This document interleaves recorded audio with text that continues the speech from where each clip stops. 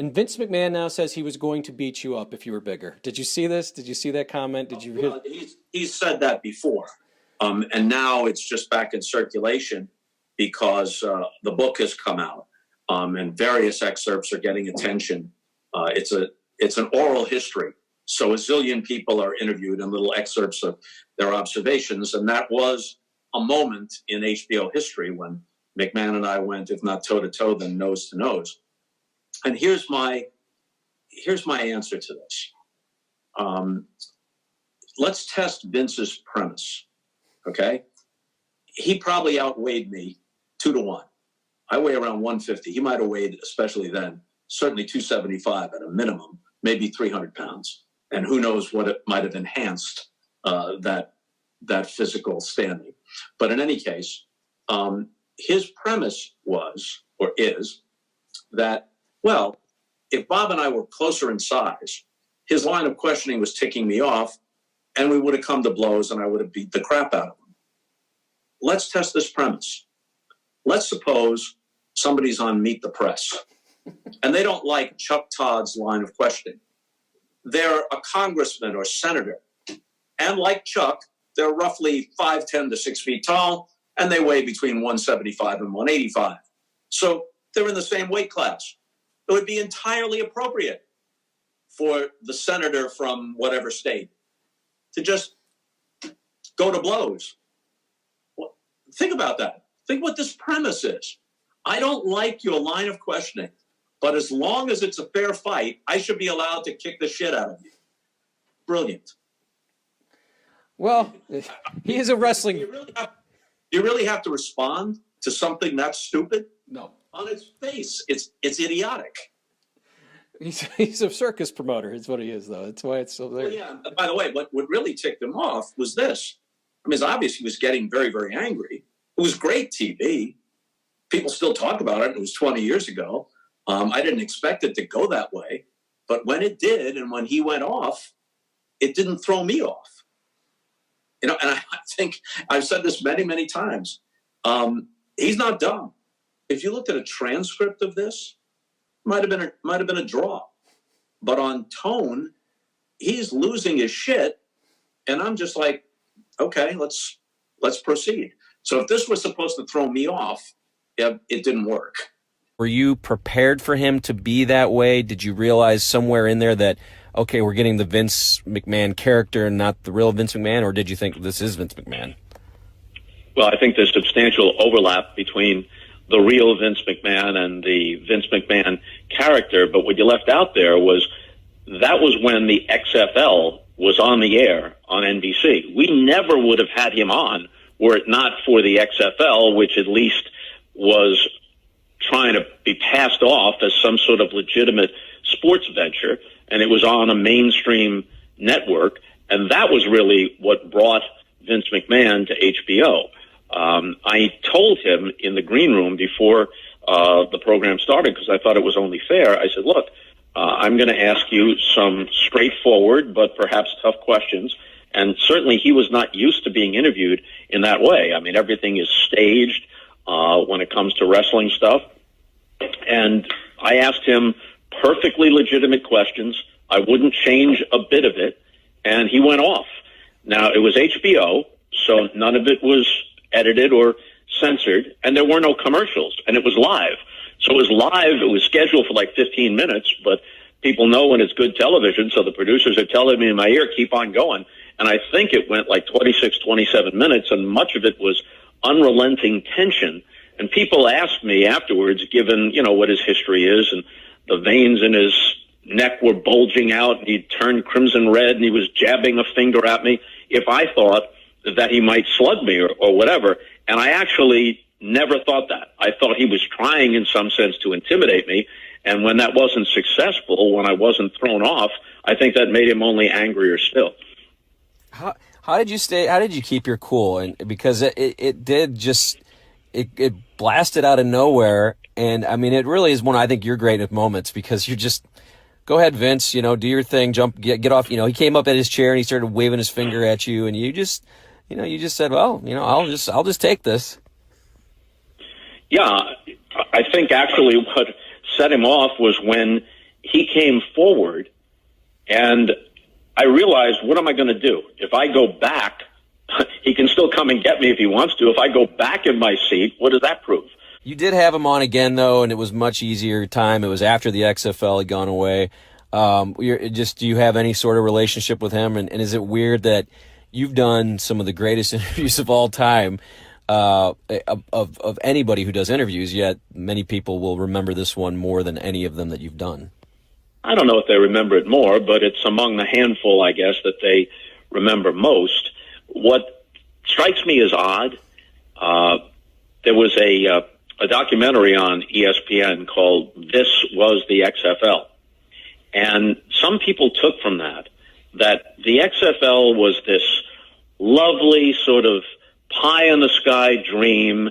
And what a shame that the dreamer Vince McMahon had his hopes dashed. And if only the world weren't aligned unfairly against him, it would have turned out just wonderfully. The product was crap. It was terrible. The football wasn't very good. I feel I don't want to say anything negative about the coaches and the players. They were just chasing a dream, so that's fine. I didn't have any criticism of them, but the quality of the football was not very good, and the presentation was idiotic.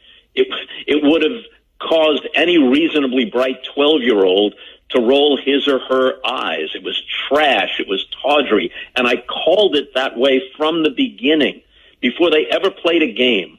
I think I was on with Conan O'Brien. I said something to the effect of, I've been saying all along, when will someone combine low-level high school football with the atmosphere of a tawdry strip club? And finally, Vince McMahon has taken my idea and run with it. So I don't understand all these people who think I was unfair to Vince McMahon or that I was some sort of get-off-my-lawn guy. How can you be right about every aspect of it? I was right about every aspect of it from the start. And somehow, at least in the world of those who follow the WWE and think Vince McMahon can do no wrong, I'm the villain in this. I don't know. There wasn't much to recommend the XFL. Now, the new version of it, I keep an open mind. Yeah, and I don't want to. I know I said the Mount Rushmore comment. I'm interested in him as the P.T. Barnum of our time more than anything. I'm not a huge fan, but I do find him crazy that way. Yeah, that's apt. Apt. Vince McMahon, he seemed to embrace his character, right? How much did you get from Vince as this thing was getting big for you? Was he kind of always? No, I didn't. I always wished I had more interaction with Vince. I'm a huge Vince fan, like as a man and as an alpha male and as a workaholic and as a person that can delegate and run the ship. And he's the captain of the ship. Especially after going into business for myself, I realized, man, this guy's amazing. I love Vince McMahon. I wish he knew. I wish I had a chance to sit down and say, you have no idea how much of a positive influence you've been on me, just watching you do your thing. And but once in a while, if I knocked on the door, again, it was always so well received, and he's welcoming, and he turns around, glasses off, and he looks you in the eye, and it's, man, I love Vince. He's awesome, man. Yeah. Let's change and switch gears. Bob Uecker, you told a story about him on a podcast I was listening to. I try to check out things that you've been saying, and I was interested in your conversation, I think, with some media folks, Orand and their podcast, and you told the Bob Uecker story with the button. I was just curious, how well did you know him before you started broadcasting with him in '95, and if you have some favorites? He's a funny guy. I mean, there's not many more people as sharp as him. How well did you know him before you started working with him for the Baseball Network? I knew him pretty well, but we really forged what is now a close friendship when we worked together in the 90s. And I'm not the only one to say this. Is he very funny on the air? Yes. Was he very funny with Johnny Carson? Yeah, Johnny wasn't that big a baseball fan, and he brought him back like 75 times. Was he hysterically funny in the Major League movies where he essentially wrote his own stuff or ad-libbed his own stuff? Yeah, great.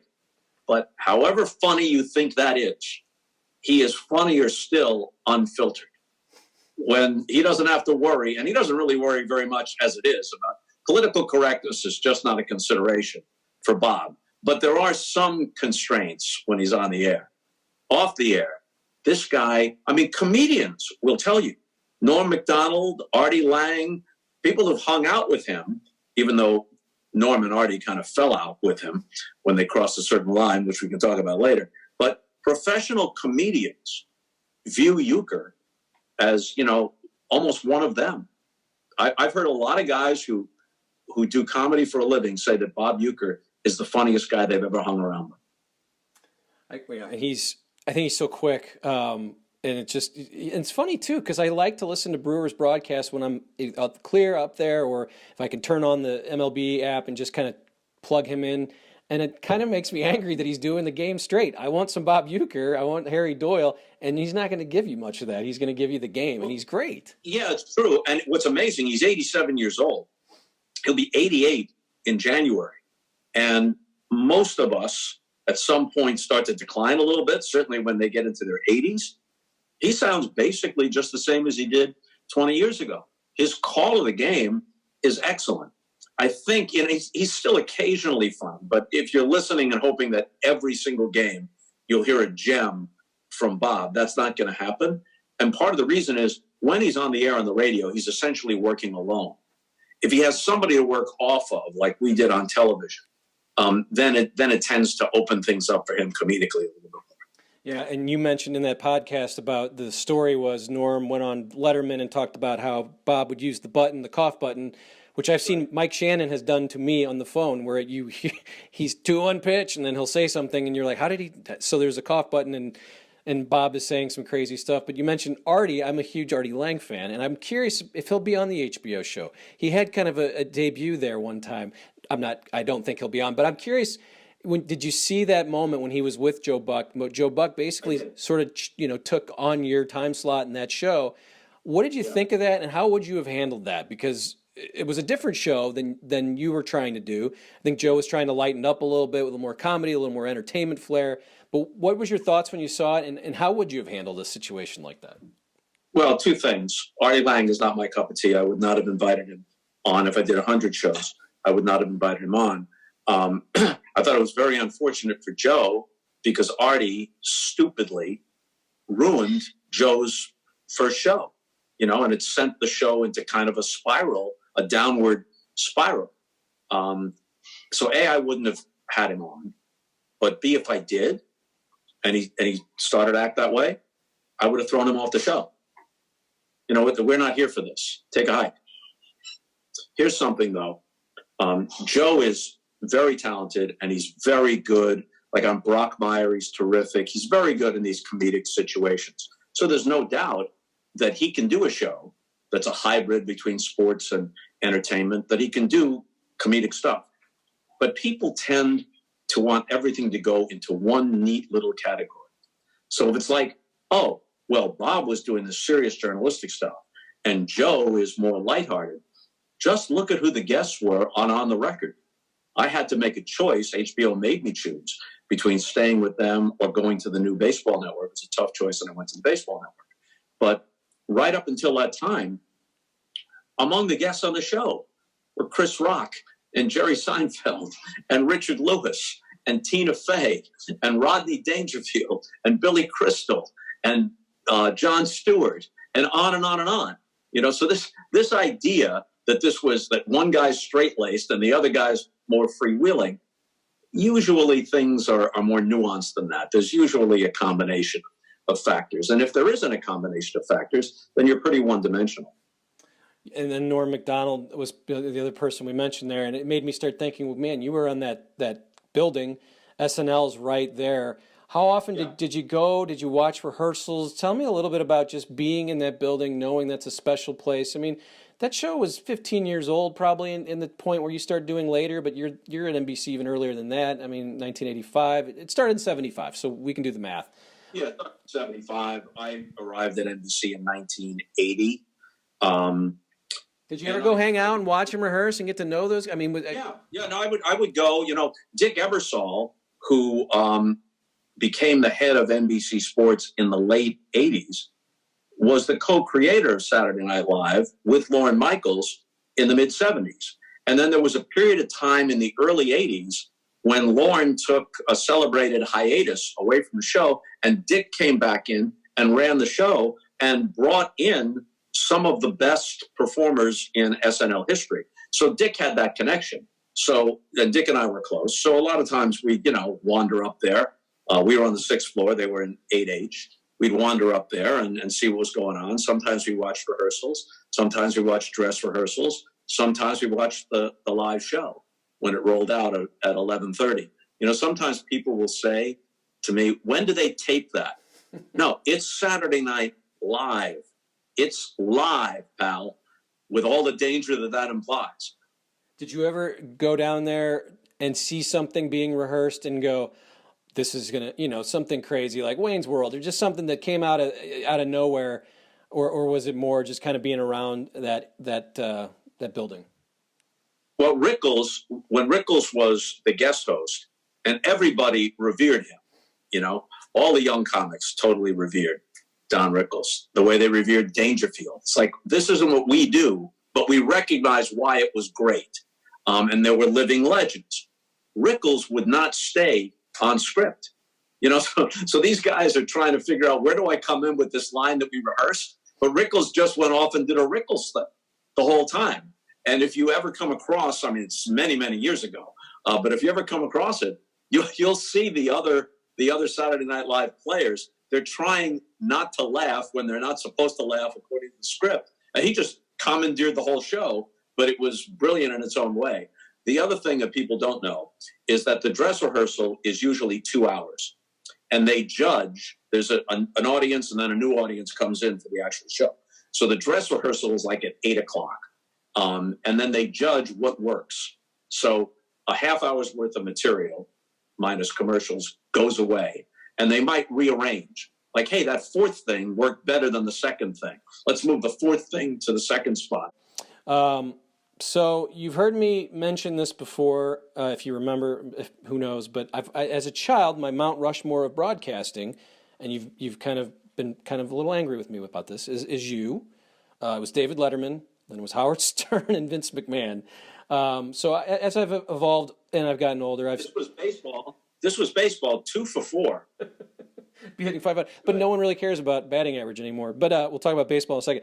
But I was curious because me and you've kind of hinted around Howard Stern and kind of talked about how he's kind of changed. Is that something that you might see yourself being on that show, or have you enjoyed how he's evolved? And because I know I've heard you talk about that a little bit, that it's been interesting to see him change his sort of way he goes about doing his radio show. He is an exceptional interviewer.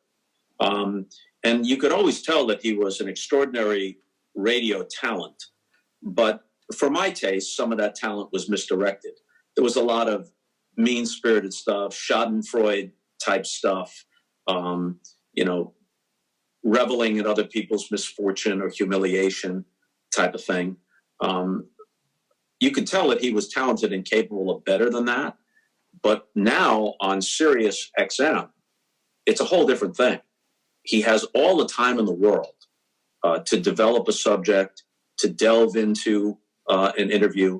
And more often than not, it's very, very good. He's one of the best interviewers on any broadcast platform. And he's obviously very intelligent. And he's obviously also curious. Even when he's talking with someone where it's kind of outside his expertise or knowledge, and he's not really, for example, a big-time sports fan, and you can tell that he doesn't have some of the particulars like you might, but he still asks good questions. And that comes from a lively, intelligent curiosity. So, if I was evaluating Howard Stern, the first half of his career, I would say not my cup of tea, but obviously talented. But now I would say not only is it very, very good, but I'm a fan of it. Would you be on the show if they asked? I guess. I don't know. It's a Zoom call. It's a Zoom call. I'm not lobbying for it. Vince McMahon, there's a new book about HBO. You're in that, of course, because you've been on HBO. And just today, I think I saw an excerpt, James Andrew Miller, there's excerpts coming out. And Vince McMahon now says he was going to beat you up if you were bigger. Did you see this? Did you see that comment? Did you? Well, he's said that before. And now it's just back in circulation because the book has come out. And various excerpts are getting attention. It's an oral history So a zillion people are interviewed in little excerpts of their observations. And that was a moment in HBO history when McMahon and I went, if not toe to toe, then nose to nose. And here's my answer to this. Let's test Vince's premise, okay? He probably outweighed me 2-1. I weigh around 150. He might have weighed, especially then, certainly 275 at a minimum, maybe 300 pounds. And who knows what it might have enhanced that physical standing. But in any case, his premise was, or is, that, well, if Bob and I were closer in size, his line of questioning was ticking me off, and we would have come to blows and I would have beat the crap out of him. Let's test this premise. Let's suppose somebody's on Meet the Press, and they don't like Chuck Todd's line of questioning. They're a congressman or senator, and like Chuck, they're roughly 5'10" to 6 feet tall, and they weigh between 175 and 185. So they're in the same weight class. It would be entirely appropriate for the senator from whatever state to just go to blows.